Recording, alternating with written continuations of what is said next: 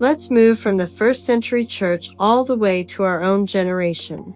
The early believers, they understood this perfectly.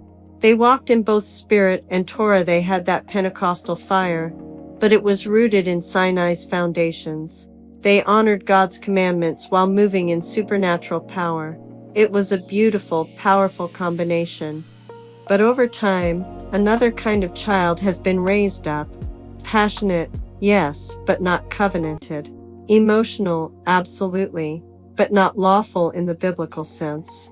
We now have crowds of people who are fluent in the language of Pentecost, but they're complete foreigners to the vocabulary of Sinai. It's like they only learned half the language of the kingdom.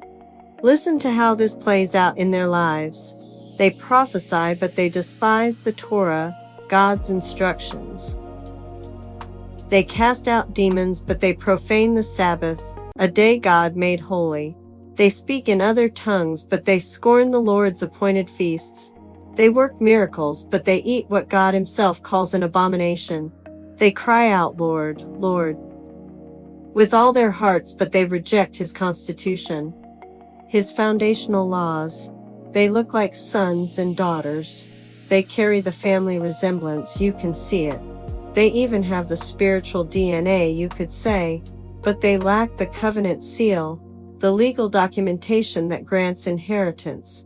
Think about that final day, when the books are opened.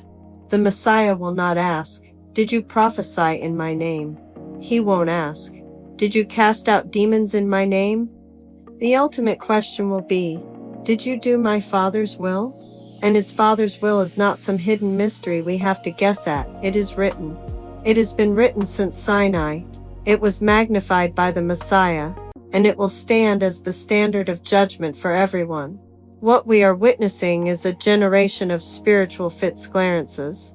They are children of powerful spiritual experiences, but not legal heirs of the kingdom. They have the passion, but they've missed the covenant. They have the zeal, but they've neglected the law that defines the family they so want to be a part of. It's a sobering thought, and one we all need to seriously consider. Are we just having experiences, or are we walking in the full covenant as true heirs?